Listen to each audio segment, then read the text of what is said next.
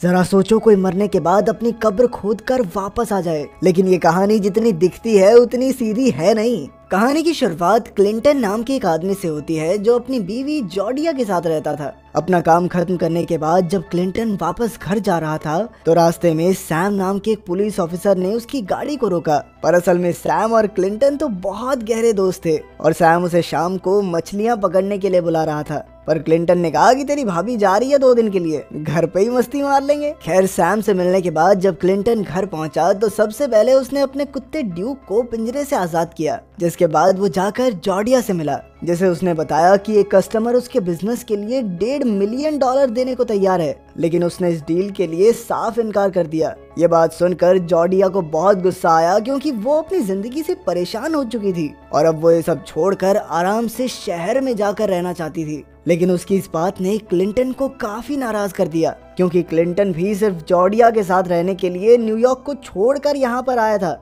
उस शाम जब क्लिंटन सैम से मिलने पहुंचा तो सैम को उसके चेहरे पर उदासी दिखाई दी और सवाल करने पर क्लिंटन ने उसे अपने और जॉर्डिया के रिश्ते में आ रही परेशानियों के बारे में बताना शुरू कर दिया। उधर जॉर्डिया कोटलैंड नाम के एक डॉक्टर के साथ उसके घर पर थी और डॉक्टर के साथ उसका अफेयर भी चल रहा था। जॉर्डिया भी अपने पति को तलाक देने के लिए बिल्कुल तैयार थी, लेकिन कोटलैंड के मुताबिक क्लिंटन को तलाक देने से बेहतर उसे जान से मारना था और इसके लिए उसने एक खास जहर भी तैयार किया था, जिसके इंसानी शरीर में जाते ही उस आदमी की हार्ट अटैक से मौत होना एकदम तय है। पर जॉर्डिया इसके लिए पूरी तरह तैयार नहीं थी, इसलिए कोटलैंड ने उसे वो शीशी थमाते हुए इस बारे में एक बार फिर से सोचने को कहा। अपने घर पहुंचकर जॉर्डिया ने उस शीशी को डस्टबिन में फेंक दिया, जिसके थोड़ी देर बाद क्लिंटन भी घर वापस पहुंच गया और उसने जॉर्डिया को बताया कि अगले कुछ दिनों तक वो अपनी वर्कशॉप में ही काम करेगा। जिसके बाद वो तो अपना काम करने चला गया, पर वर्कशॉप के शोर से जॉर्डिया को बहुत ज्यादा परेशानी हो रही थी,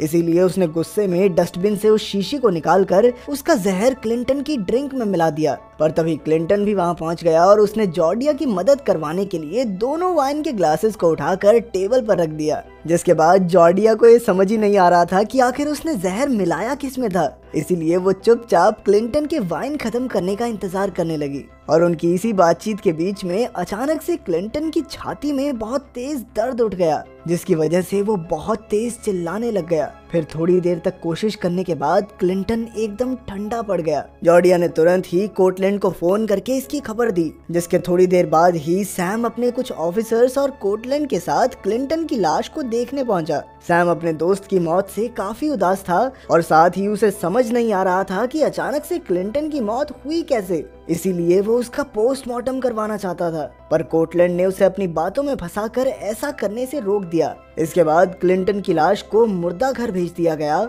जहां उसका शरीर अब भी थोड़ा बहुत हिल रहा था। अगले दिन कोटलैंड ने मुर्दा घर में फोन करके बताया कि जॉर्डिया क्लिंटन के अंतिम संस्कार को जल्दी और सस्ते में निपटाना चाहती है, इसीलिए उसने क्लिंटन के लिए सबसे सस्ता और टूटा हुआ ताबूत चुना। क्लिंटन के फ्यूनरल के दौरान ड्यूक लगातार उसकी कब्र को देखकर भौंक रहा था। उस रात जब जॉर्डिया कोटलैंड के साथ समय बिता रही थी तब भी ड्यूक लगातार भौंक रहा था, जिससे गुस्सा होकर जॉर्डिया ने क्लिंटन की बंदूक लेकर ड्यूक को गोली मारने का फैसला किया। पर जैसे ही उसने पिंजरे का ताला खोला तो ड्यूक तुरंत ही वहां से भागकर सीधा शमशान घाट में क्लिंटन की कब्र के पास पहुंच गया। उस रात काफी तेज बारिश हो रही थी और पानी ने मिट्टी को भी काफी ढीला कर दिया था, जिस वजह से पानी सीधा कब्र के अंदर जा रहा था। और जैसे ही वो पानी क्लिंटन के मुंह पर लगा तो उसे तुरंत ही होश आ गया। अपने आप को कब्र में देखकर वो पहले तो काफी घबरा गया और उसने इसी घबराहट में अपनी पूरी ताकत लगाकर बाहर आने की कोशिश करना शुरू कर दिया और थोड़ी देर बाद वो अपनी कब्र से बाहर निकलने में कामयाब हो ही गया। उधर बेचारा ड्यूक पहले तो थोड़ा डर गया, पर फिर अपने मालिक को अपने सामने दोबारा देखकर वो बहुत खुश हुआ।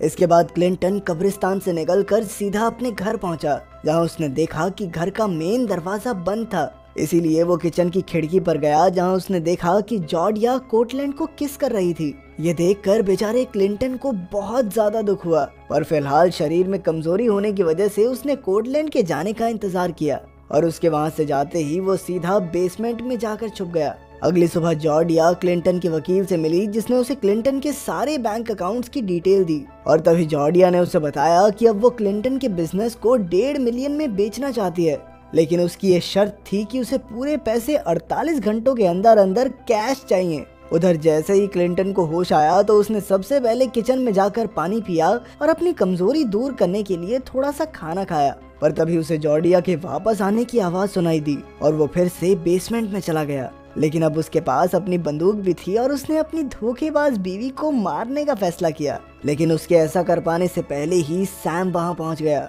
असल में सैम जॉर्डिया से घर के बाहर लगे ऑन सेल बोर्ड के बारे में पूछने आया था, जिसके जवाब में जॉर्डिया ने बताया कि अब वो क्लिंटन की यादों के साथ इस घर में नहीं रह सकती। बाकी उसी समय कोर्टलैंड भी वहां पहुंच गया और उसने सैम के शक से बचने के लिए बहाना बना दिया कि मैं तो जॉर्डिया का चेकअप करने आया था। सैम के वहां से जाने के बाद जॉर्डिया ने बताया कि उसके हिसाब से उन्हें तुरंत ही शहर छोड़कर भाग जाना चाहिए, क्योंकि उसे डर था कि शायद सैम को उनके ऊपर शक हो रहा है। पर कोर्टलैंड ने उसे एक दिन और रुकने को कहा, क्योंकि बिजनेस बेचकर उन्हें पैसे अगले दिन मिलने वाले थे। और साथ ही उसने जॉर्डिया को याद दिलाया कि जब वो प्रेग्नेंट हुई थी तो कैसे उसने एबॉर्शन में उसकी मदद की थी, ताकि उसे क्लिंटन के साथ ना रहना पड़े। ये सुनकर क्लिंटन को बहुत ज्यादा बुरा लगा। न सिर्फ उन्होंने उसे मारने की कोशिश की थी, बल्कि उन्होंने तो उसके बच्चे तक को नहीं छोड़ा। अब वो उन्हें गोली मारकर कोई आसान मौत नहीं देना चाहता था। अगली सुबह जब सैम अपने ऑफिसर्स के साथ कब्रिस्तान पहुंचा तो उसने देखा कि क्लिंटन की कब्र तो खुदी हुई थी और उसमें से उसकी लाश भी गायब थी।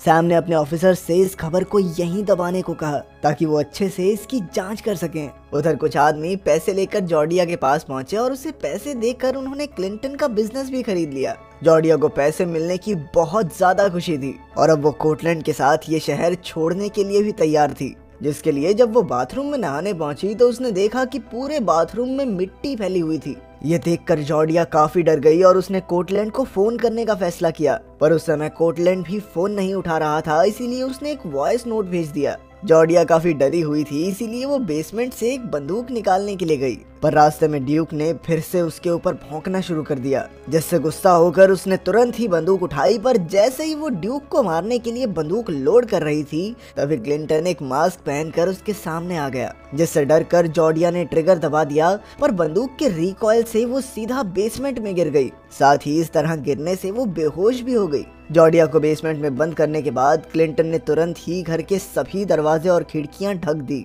उधर कोर्टलैंड ने भी जॉर्डिया के पास आने से पहले एक और जहर तैयार किया था और जॉर्डिया के घर पहुंचते ही उसने उसे आवाज लगाना शुरू कर दिया। पर जवाब न मिलने पर जब वो उसके कमरे में गया तो उसे बेड पर पैसों से भरा हुआ बैग दिखाई दिया। इधर जब जॉर्डिया को कोर्टलैंड की आवाज सुनाई दी तो उसे लगा कि शायद कोर्टलैंड ने ही उसे डराया था, इसीलिए वो सीढ़ियों के नीचे छुप गई और जैसे ही कोर्टलैंड बेसमेंट में आया तो जॉर्डिया ने पीछे से उस पर हमला कर दिया, जिसमें उसके हाथ से वो जहर वाला इंजेक्शन नीचे गिर गया। पर जैसे ही जॉर्डिया ऊपर आने लगी तो क्लिंटन ने बेसमेंट का दरवाजा बंद कर दिया, जिसके बाद वो दोनों समझ गए कि उनके अलावा भी कोई तीसरा आदमी घर में मौजूद है। जिसके बाद उन दोनों ने बेसमेंट से निकलने की कोशिश करना शुरू कर दिया, पर इसका कोई फायदा नहीं हुआ। उधर क्लिंटन भी पूरे घर का नक्शा बदलने में लगा हुआ था।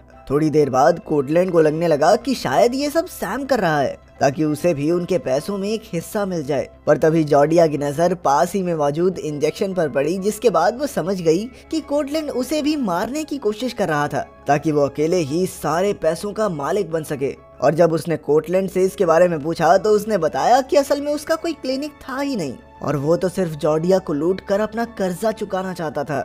ये सुनकर जॉर्डिया को बहुत गुस्सा आया और उसने कोर्टलैंड पर हमला कर दिया, पर किसी तरह कोर्टलैंड ने उसकी बाजू को पकड़ लिया और अब वो जॉर्डिया को वो इंजेक्शन लगाने ही वाला था कि तभी बेसमेंट का दरवाजा अचानक से खुल गया और वहीं जॉर्डिया ने कोर्टलैंड को वो इंजेक्शन बर्बाद ना करने के लिए भी मना लिया था।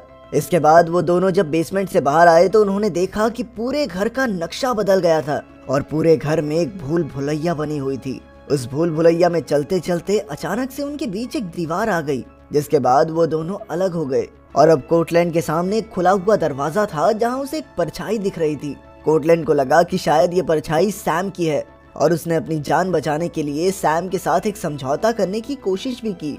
पर तभी अचानक से क्लिंटन उसके सामने आ गया, जिसे देखकर कोर्टलैंड बहुत घबरा गया। वहां से भागने की कोशिश में उसका पैर पैसों से भरे बैग में फंस गया, जिसके बाद वो अपने ही इंजेक्शन पर गिर गया। उधर जॉर्डिया रेंग रेंग कर अपने सामने वाले रास्ते पर आगे बढ़ रही थी, पर थोड़ी आगे जाकर वो एक कब्र में गिर गई, जिसके बाद आखिरकार क्लिंटन उसके सामने आया और उसे एहसास दिलाया कि आखिर एक कब्र में जिंदा लेटकर कैसा लगता है। साथ ही उसने अपने मरे हुए बच्चे के बारे में भी पूछा, पर सामने से जॉर्डिया ने कोई जवाब नहीं दिया। इसके बाद क्लिंटन ने कोर्टलैंड और पैसों को भी उसी ताबूत में फेंक दिया और उसे ऊपर से कील मारकर बंद करने लगा। इसके बाद उसने पूरे घर में पेट्रोल छिड़क कर आग लगा दी और फिर ड्यूक के साथ उस ताबूत को गाड़ी में रखकर वहां से चला गया। उधर सैम क्लिंटन की कब्र की जांच कर रहा था, जहां उसे पता चला कि क्लिंटन अपने आप कब्र से भागा था। जिसके बाद वो तुरंत ही उसके घर गया, जहां उसने देखा कि पूरा घर आग की लपटों में जल रहा था। सैम ने फटाफट से एम्बुलेंस को कॉल किया और जब आखिरकार आग बुझाई गई तो वहाँ कोई लाश नहीं मिली। जिसके बाद वो तुरंत ही कब्रिस्तान की तरफ भागा, जहाँ उसकी नजर क्लिंटन की कब्र के पास खड़े एक इंसान पर पड़ी और जब वो उसके पास पहुंचा तो उसने देखा कि वो कोई और नहीं बल्कि क्लिंटन ही था। जिसके बाद सैम ने क्लिंटन को शहर छोड़कर भाग जाने को कहा।